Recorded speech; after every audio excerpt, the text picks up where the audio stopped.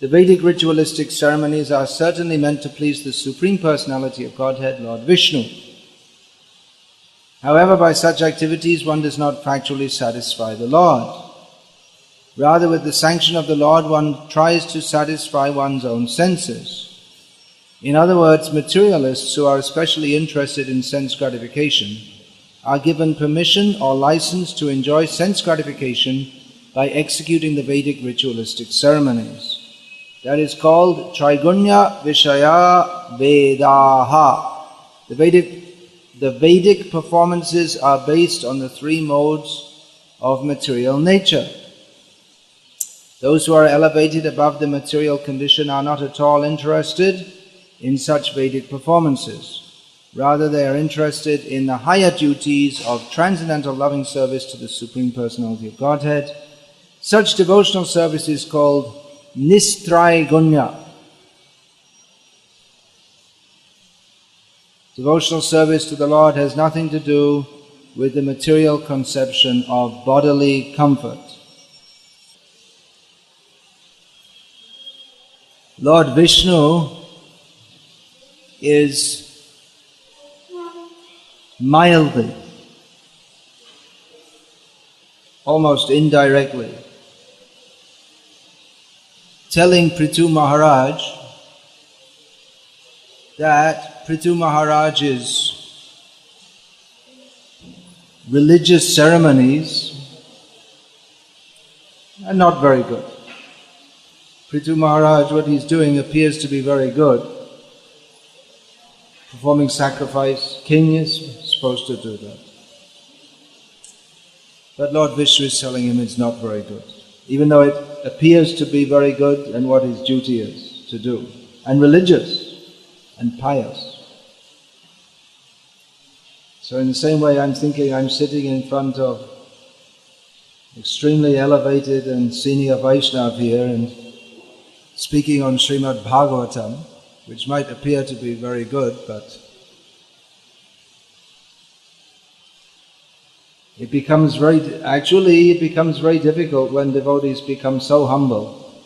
It becomes very difficult to deal with them, isn't it?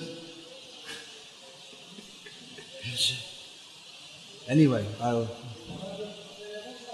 go on with my false egoistic performance. Yeah, there's this point is Srimad Bhagavatam from the very beginning. Dharma projhita kaitava atra.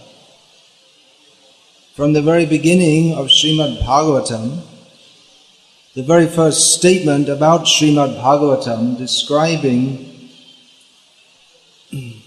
what is the nature of this Srimad Bhagavatam, first of all describes what is rejected. Of course, before that, the subject has been described in the first verse of Bhagavatam. The subject is Vasudeva, the Supreme Personality of Godhead. But just in case anyone thinks, oh, okay, we've heard about Vasudeva before. In different Puranas, there's descriptions of Vasudeva. So here, there will also be some description.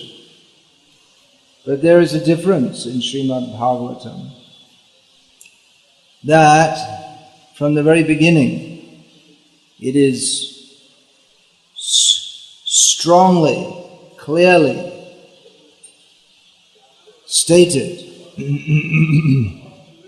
that herein all kinds of cheating religion are rejected. So what is that cheating religion? Well, if anyone has half a brain or even quarter of a brain, they can understand that Sai Baba is cheating. And so many others. There's so many bogus gurus and bogus avatars. It just goes to show that most people, they don't have even quarter of a brain. They don't have even any spiritual intelligence. Not even slightly. Because they're attracted to these cheaters and rascals. But Here, dharma projhita kaitava atra, the rejection of dharma, cheating, kaitava dharma, that is explained by Krishnadas Kaviraj Goswami and others before him, that here dharma means dharma, artha, kama, moksha, or the proper and religious activities which are described all throughout the rest of the Vedic literature. So that's a shock, isn't it? You read all the Vedic literature and you think you're being very pious. You come to Srimad Bhagavatam, and just like Narada told Vyasadeva, actually, jugupsitam, it's all very bad, everything that you have described. That's a real shock for Vyasadeva, isn't it? Because that's what he's supposed to do. That's what Vyasa means. He divides and classifies the Vedas for the benefit of human society. But here in this verse, in this series of verses, we find confirmation of this point and elaboration on it, or demonstration of it, that any religious activity which is executed in terms of the bodily conception of life, which here we get a clue, it's in regard to house, children, wealth and similar other bodily productions. Not just the body, it's everything that goes along with the bodily conception. Ato griha kshetra sutapta vitayar janasya moho yamahammameti. This is the bodily conception. One doesn't just think in terms of I am this body, but also thinks in terms of this is my home, this is my family, this is my country, these are my children, this is my money. So, thinking like this, or acting on this platform, is confirmed by Lord Vishnu speaking to Prithu Maharaj, who, like Vyas, who had compiled the Vedic literature, which was exactly what he's supposed to do. So Prithu Maharaj, doing exactly what he's supposed to do, to perform sacrifices, is getting a rebuke from Lord Vishnu, who's giving the proper concept, proper understanding. Because sacrifices can be performed only for the pleasure of Vishnu, but generally they are performed with some personal motive in mind, as appeared to be the case with Prithu Maharaj. He had some motive to attain. It may have been, at least Indra thought like that Prithu Maharaj had some motive to attain the position of Indra and to become a Shatakratu, one who has performed 100 of such sacrifices that bring some fame and glory. Whether or not he had such a motive, Lord Vishnu is addressing him as if he did have such a motive, and he's rebuking him for that. Which also shows the exalted position of Prithu Maharaj, because Lord Vishnu is instructing him like that. Lord Vishnu, he doesn't always instruct in pure devotional service. We find many cases in Shastra. In fact, all of Shastra is coming from, it's all Lord Vishnu's instruction. But much of it is not directly delineating pure devotional service. So Prithu Maharaj, he's very dear to Lord Vishnu. He's, as the king, Naranam Chandaratipam. He's a representative of Lord Vishnu. But even more directly, he's a Shaktyavesh avatar, especially in this world for the sake of serving Lord Vishnu with this particular purpose, restoring the order and maintaining the order. Of course, all kings, they may be said to be imbued with that Palana Shakti, the empowered, if they're at all able to remain steady in their post and administer the kingdom, they're receiving Shakti, they're receiving ability and energy from the Supreme Lord. But Prithu Maharaj is specifically known as a Shaktyavesh avatar and a great devotee of Lord Vishnu.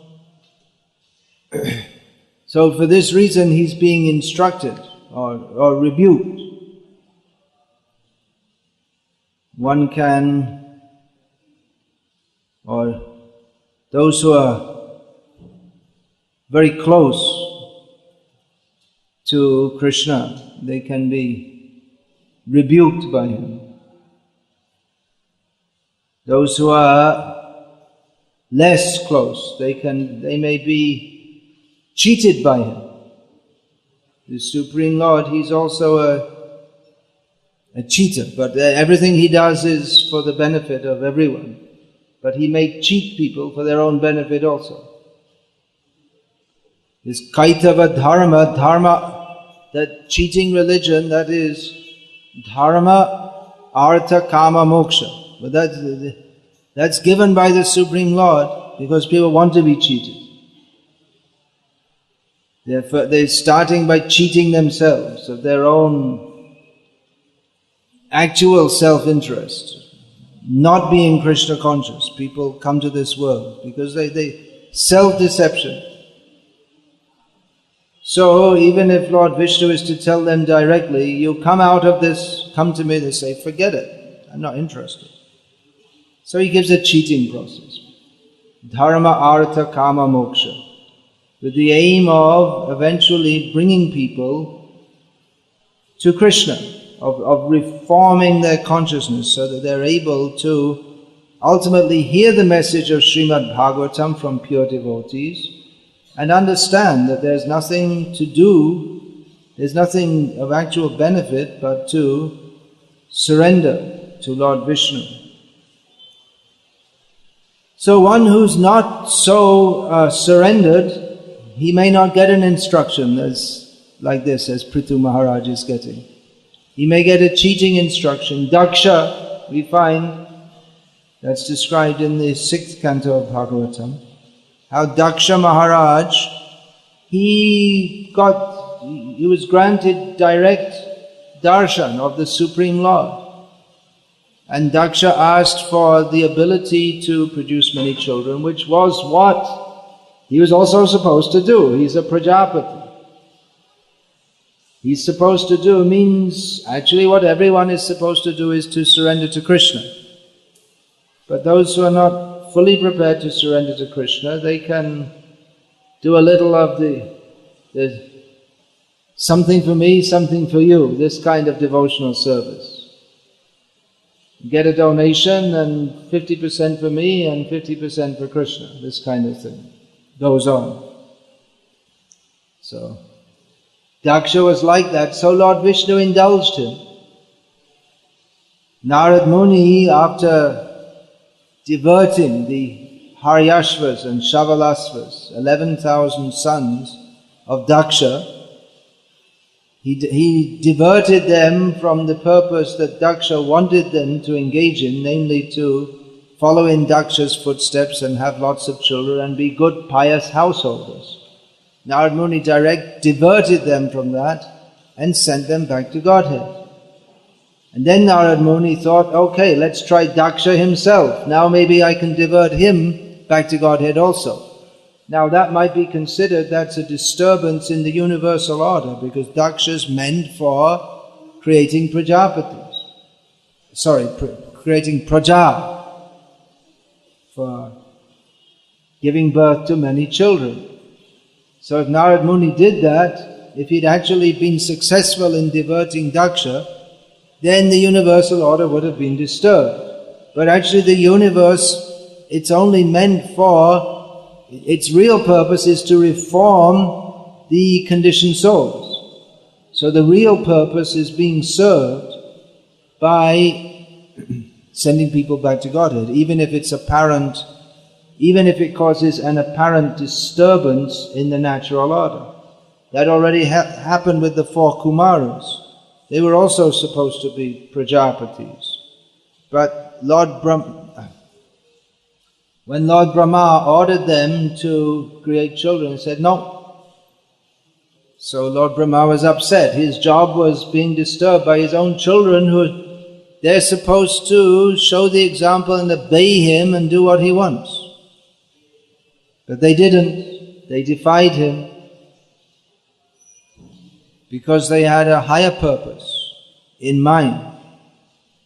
So this often happens up to the present day. Similar kind of thing. A young man wants to take to devotional service fully, and the parents don't agree, and we have so many loans, we have to pay them, and you were betrothed when you were 6 years old to this girl, and what will she do, and what will anyone do? So it will go on. We always have so many responsibilities, and so many people will be disturbed if anyone takes to full-time devotional service. So there is an arrangement whereby one can go through all the different ashrams and then eventually retire when the children are grown up and they can look after the elderly mother. Then the man can retire and take to full-time devotional service, which doesn't very often happen, even among our full-time devotees. Those who get older, they remain attached to their families till the last moment. That's the usual pattern I'm seeing. But even if they do want to go away, and Vanamgato yadharim ashrayeta, to go to the forest, go to Vrindavan, to take shelter of Hari, then everyone will object. And the wife will object, the children will object, the relatives will object, the other devotees will object, everyone will object. There's no reason to object. The purpose of life is to be Krishna conscious, and material attachment blocks Krishna consciousness. So therefore the Vedic system, as Srila Prabhupada often quoted, Panchas ardvam vanam vrajet. After the age of 50, one should leave home and go to the forest. It means to leave the forest of material enjoyment and go to Vrindavan, or to serve Krishna fully. So that is the purpose of life, and those who are initiated devotees especially, they should, or their life is, initiation means to dedicate one's life to Krishna. So one may have material responsibilities, and one is supposed to discharge them. And when they're discharged, then there's nothing else to do but to serve Krishna. But we often find that even though there's all opportunity to do so, mostly people, they remain attached. So Lord Vishnu, or his representatives, they speak to persons who are willing to hear. The clear understanding, because it's very easy not to have the clear understanding. It's what is not correct appears to be correct. That is called Maya. Asatyare shatta karimani. ahankare matta hoya nitai pada pasharya ashatyare shatta kariman. Due to false egoism, we become mad and we forget the lotus feet of Lord Nityananda, and therefore we take that which is unreal to be real. So this bodily conception of life, and that may be there. You see, Prithu Maharaj, was performing sacrifices. He's supposed to be intelligent and learned, but Lord Vishnu is rebuking him, that you appear to be still affected by the bodily conception of life. So that may be there in our devotional service also. You may think, now I've become a very great devotee, now I'm a sannyasi, or now I'm a GBC or temple president or senior devotee, or people come and put flower garlands on me. But the bodily conception of life may influence us, even if we are apparently advanced in devotional service. So this message Lord Vishnu is giving to Prithu Maharaj. Of course we understand that Prithu Maharaj actually is a very advanced devotee. But sometimes the Supreme Lord, He instructs like that. He instructs in such a way for the benefit of others. He instructs through those who don't really need to be instructed. Just like Arjuna, for Arjuna to be instructed in the ultimate truth, first of all, he had to get into Maya. He was covered by the illusory potency of the Lord.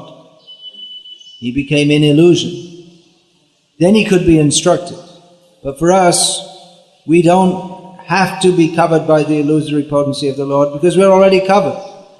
So Arjuna is only temporarily put in that situation, or there's some show of him being put in that situation so that we can be instructed. Srila Prabhupada gave the example of how the mother-in-law instructs by instructing her own daughter. Because in the traditional Indian family, which is almost completely finished now, the young girl, she's married and she goes to the husband's house, which means they live with the parents, although in modern Indian family, the girls, that's one condition for them to get married, that they won't live with the parents. Although they call the parents, when they have the child, then they call the parents to look after the baby so that she can go off to work, to have enough money for her lipstick and all this kind of thing.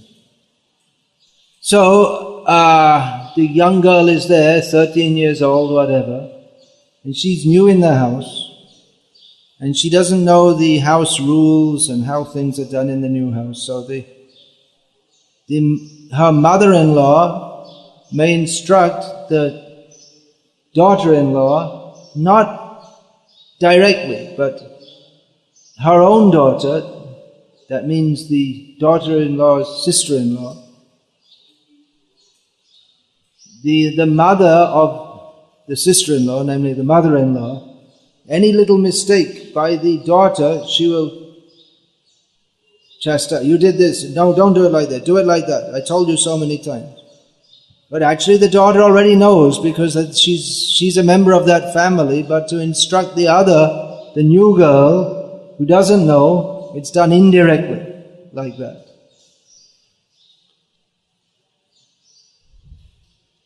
So in the same way, Lord Vishnu, Krishna, He instructs Arjuna.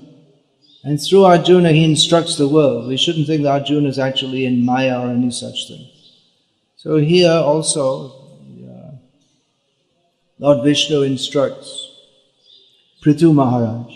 That may be also, we see sometimes, Srila Prabhupada, he said some very heavy things to some of his closest disciples. And sometimes devotees, Or they quote this. You see, Prabhupada said this about him. That proves, you see. Prabhupada said he's a rascal. He told him directly to his face, you're a rascal. So that proves he's a rascal. You see, Prabhupada said. But most of the devotees, if Prabhupada said that, they'd just say, okay, forget it. I don't need to be called a rascal. I'm going back to my girlfriend. I don't need all this. So the devotees who can take that instruction, who are surrendered enough, they may be instructed in that way, but we can understand. The instruction may be meant for them also, but through a close associate, others are instructed. So we shouldn't think that one who is being rebuked by his guru, we should think, oh, he's very fortunate. I'm not so fortunate. Just like we see, Chaitanya Mahaprabhu would never say anything to Advaita Acharya, always offered him all the greatest respect. Advaita Acharya didn't like that. That means, he doesn't actually consider me very close. So Advaita Acharya thought, now I have to do something, I have to be chastised by Chaitanya Mahaprabhu. So I have to think of something he doesn't like. So then Advaita, what did he think of doing? He spoke Mayavad. And then all the rascal scholars, they will see Advaita, he was a Mayavadi, Smarta Brahmana. So Chaitanya Mahaprabhu, who is very strict in observing the Vaishnava etiquette. What is that? Maryada Langanami Shahitena Pari, something like that. I cannot tolerate transgression of Vaishnava etiquette. But when he got this news, Chaitanya Mahaprabhu, he set out from Navadvip and went all the way to Shantipur by walking, specifically for the purpose of beating Advaita Acharya very severely. Now you think by the time he got from Navadvip to Shantipur, he might have cooled down a bit, but no, he beat him very severely. So we can understand from this, and then Advaita was very happy. Okay, very good. Now I know Chaitanya Mahaprabhu has accepted me. So from this we can understand that Chaitanya Mahaprabhu doesn't like Mayavad. Doesn't like it at all. That's one thing. We can also understand that because a disciple appears to be mistreated, it might seem from the external point of view, he's been mistreated. But that's actually a sign that he's being accepted.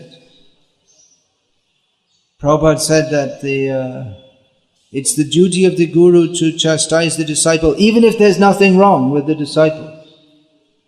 Even if he doesn't do anything wrong, the guru should still get on his case. But that doesn't seem very fair, does it? Who will want to be a disciple? But that's the mercy coming down. So here, Lord Vishnu is rebuking Prithu Maharaj. You see, you're supposed to be learned, but you appear to be attached in the bodily conception of life. What is this? So that lesson is for us. We should not be attached. All right, I'll finish there. Any question, please? Yes, please. Janmashtami. Hare Krishna. Thank you for a wonderful class. Wonderful. We're all struck with wonder. Srimad Bhagavatam is wonderful. Every prati shloke prati akare nana arthakoi. Krishna Tula Bhagavat. What is that? Krishna Vibhu Sarvashroy. Srimad Bhagavatam is non-different from Krishna. Just like Krishna is all-powerful, can give all shelter to everyone. And every verse and every syllable can be explained in so many different ways. You see, there are so many devotees here who can give class, And everyone you sit them down and they may give a completely different class on the same verse.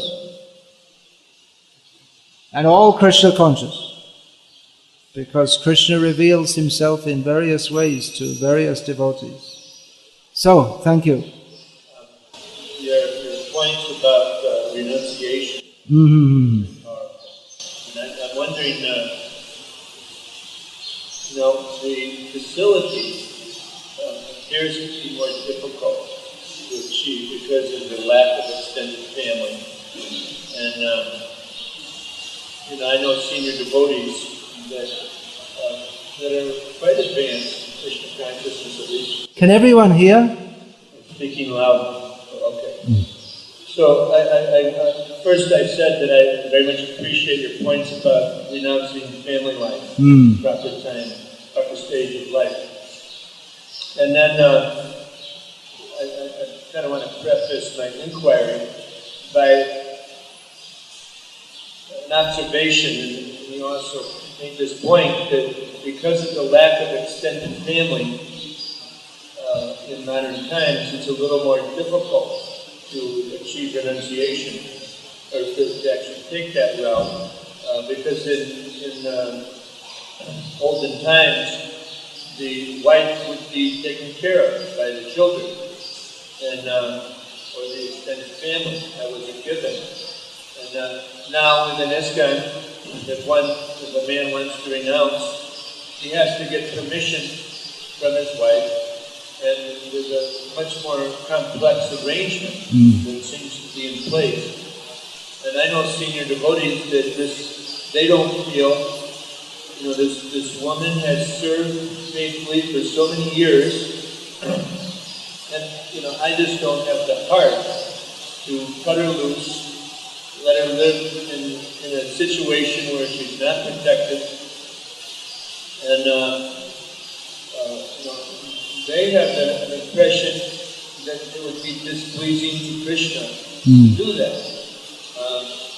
On the other hand, the points about severing these material responsibilities are just vital to achieving, to going into higher stages of Krishna consciousness and preparation for the final test. That's absolutely vital. So it's a bit of a quandary that older bodied devotees are facing. And I'm wondering, Prabhupada made many time, place, and circumstance adjustments. And I'm just wondering, how to sort through, these issues. It's a pretty big how-to question, but yet it's something that's important in my mind. Okay, very good point. Traditionally, there's the extended family. So if a man leaves his wife, she's looked after. That's the system. And the wife is looked after by the eldest son. That's the duty, the old wife. But in the modern society, we don't have extended family, or practically any family, for that matter. And often the children, they may not even be devotees, are not prepared to look after their older mother. That's also a consideration. So a devotee might think, well, I'm older and I should renounce, but how can I abandon this woman who served me faithfully throughout my life? She's also a devotee. That's a good point.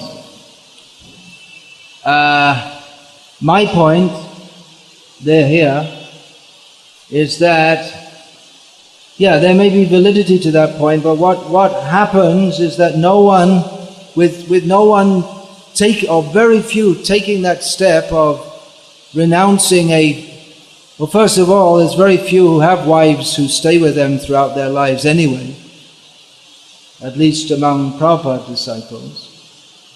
And of those who do, there are very few who renounce their wives for the sake of, when their children are grown up, and then they go on. Not only Prabhupada disciples, also others, older generation. But what So there may be validity to what you express, that there's no proper facility, so why should I abandon this woman? But then what happens is the whole syndrome becomes one of no one even thinks of renunciation, and we accept it as the normal situation where everyone just lives with their wife until the last moment of this body. But the result of that is that one is likely to, due to some material attachment, it may not just be pure. One may say, oh, my wife's a pure devotee, so it's pure devotee association, but one may be attached in a material way, even to a pure devotee. This Kunti Devi prays, Sneha Pasham Emang Chindi. What is it? Yadu Su, what is that?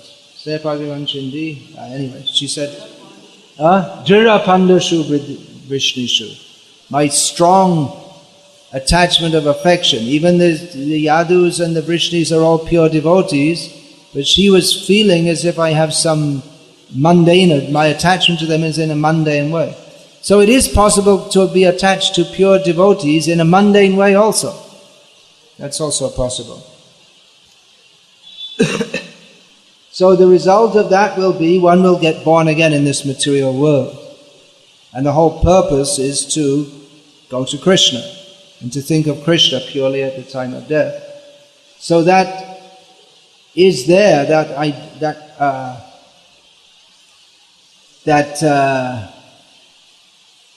system is there in Vedic culture, that one should become renounced. It doesn't necessarily mean that one has to become fully take sannyas, but at least vanaprastha life should be there, in which one, if one lives with one's wife, preferably in a holy place or fully engaged in devotional service, no sense gratification, and not in, otherwise the family matters will go on forever. What happens is one finishes with one's own children, the responsibility, they get married, then the grandchildren come in and you're caught again.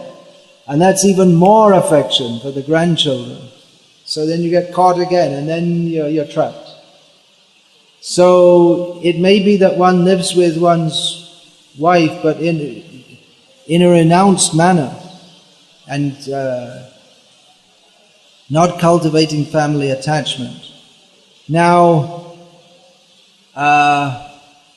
there should be facility actually for elderly women in Mayapur and Vrindavan. It's one of the many things which our society is still to get together properly. But then there's the idea you have to arrange all this facility, that facility. It becomes a very expensive thing. But it should be actually it shouldn't be a major financial burden, because if people are supposed to live simply, then they don't need luxury. Anyway, my point is that the details of it, and in individual cases it can be considered, that unless that spirit of renunciation is cultivated, then it'll be lost. And if the elders don't do that, then the juniors also won't do. And then there's no vairagya, there's no vidya, and then there's no bhakti yoga. So that's required. Vairagya vidya nija bhakti yogam shikshartameka purusha puran. Shri Krishna Chaitanya Sharir Dhari Kripambhute Yastamaham Prapadya. Chaitanya Mahaprabhu is an ocean of mercy. His mercy manifests not by giving us sense gratification, but by giving us vairagya, vidya, as the conjuncts of bhakti yoga. So that has to be there. It may seem very strange sitting in this palatial building talking about vairagya, but this building is only meant for vairagya in bhakti. Only those should live here who have a vairagya. If you don't have vairagya, don't come here. Otherwise you'll be spoiled. If we think, oh, now I can enjoy, then finished. Therefore, everyone should be fully engaged, very busily. That's vairagya, to be fully engaged in the mission of Krishna. one is not fully engaged, that means he's enjoying the facility.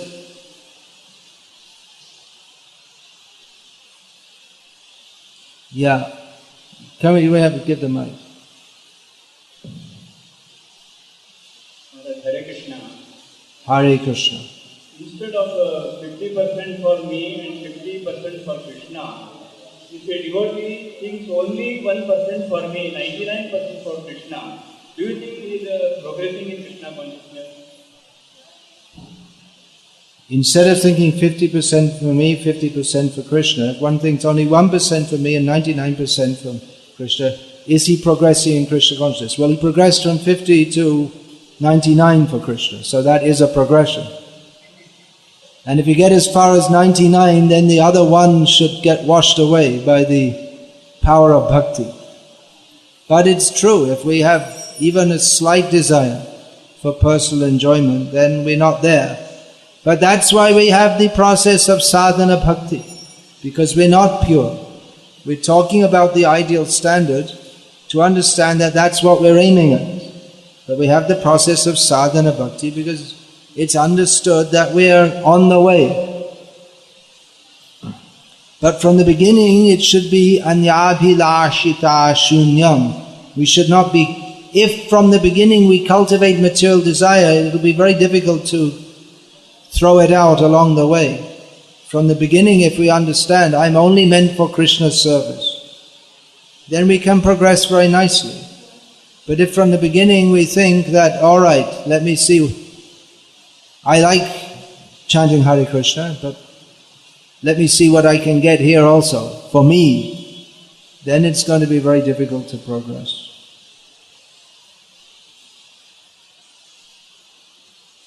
Anything else? Yeah, please give the mic to Asim Krishna Prabhu. Prithvi Maharaj is a God incarnation, Yeah. and one sense he is a pure devotee. Yeah. But still he is motivated by most of himself. He is a pure devotee, Prithu Maharaj. So the question is, how is he motivated to attain the position of Indra? Maybe not, he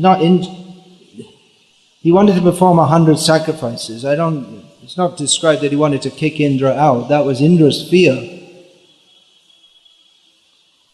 Right? It's not that he was thinking that I will take over, I will become Indra, but he was gaining the qualification for doing that. He wanted to perform, we can understand he wanted to perform the sacrifice for the pleasure of Lord Vishnu. Pure devotee does everything Krishnate Akhila Cheshta, everything for the pleasure of Krishna. But it appeared to Indra, and it might have appeared to others also, that he was materially motivated.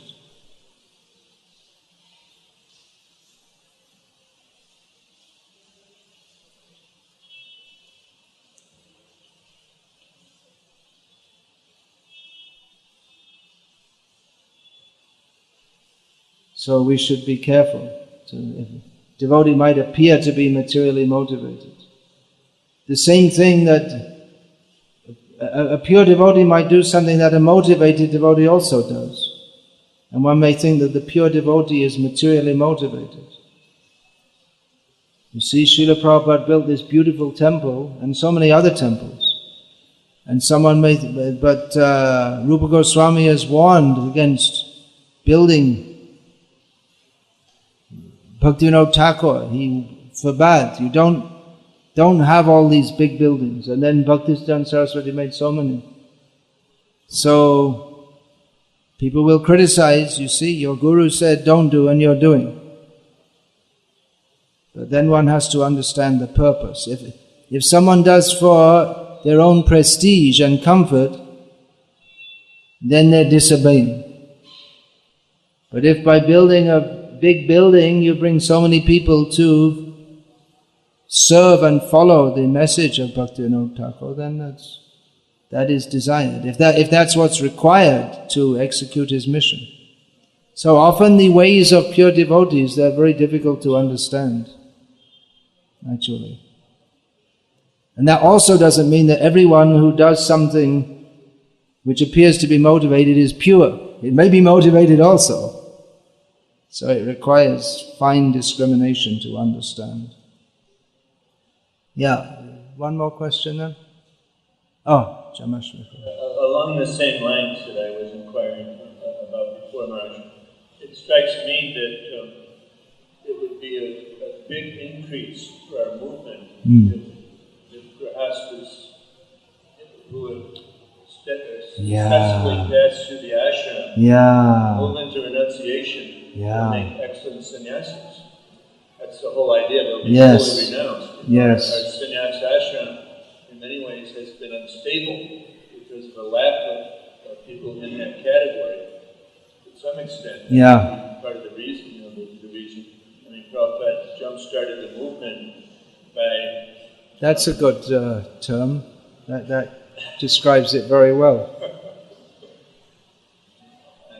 I think I'll make a note of that. It seems like it could really catapult, if this actually becomes a common phenomenon within ISKCON, it could catapult our movement to a new level of productivity.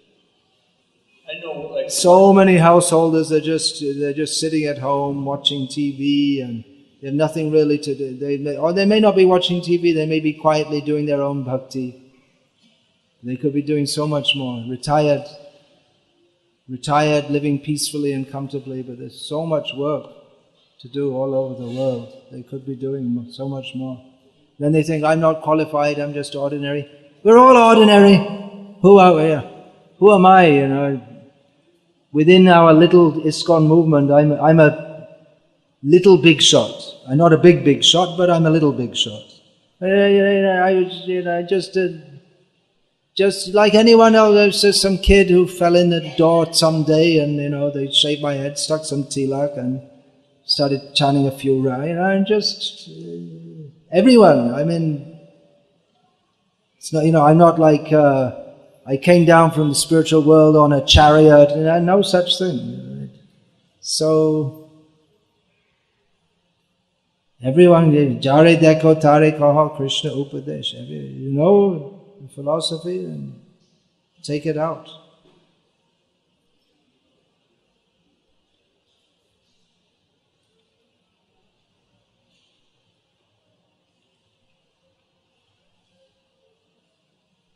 Well,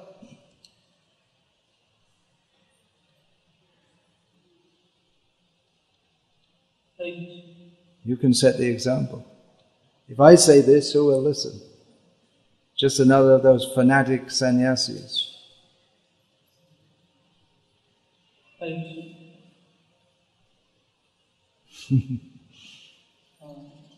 Maharaj, could you please explain how to build determination? How to what? How to build determination. How to what determination? Build determination. Build determination. Well, interestingly, I just read something yesterday in which Prabhupada said, if you don't have determination, then you are an animal.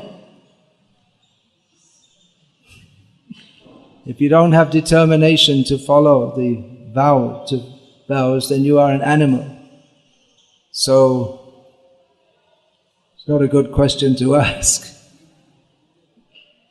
The point is that once you take to Krishna consciousness, you should take to it.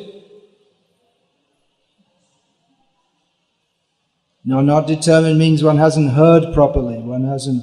It's not chitete korea oikea. That means an animal cannot hear properly. So human can, atato brahma jignasa, he can inquire and then understand. If we understand, then we must be determined. If we're not, determined means we never heard properly. If you say, how can we develop determination, it means that unless you answer me properly, I've got a good excuse to go on with my sense gratification. Rascaldom.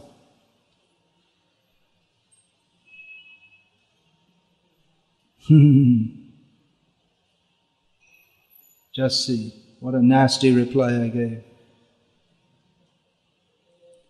I was just hearing, one devotee wrote to Prabhupada, he was saying, he referred to himself, I am this very sinful person, and I just want to learn about Krishna, and I need your mercy. And Prabhupada wrote him back a letter, just a very short letter saying that you're on the mental platform, you don't know what you want, and you should just follow your authorities. And that devotee left, which proved Prabhupada's point, that he appeared to be very sincere, but Prabhupada didn't accept that. The devotee appeared to be very sincere, but Prabhupada didn't accept his so-called sincerity. And then he just left, that devotee, which just proved the point that he wasn't very sincere. Hare Krishna.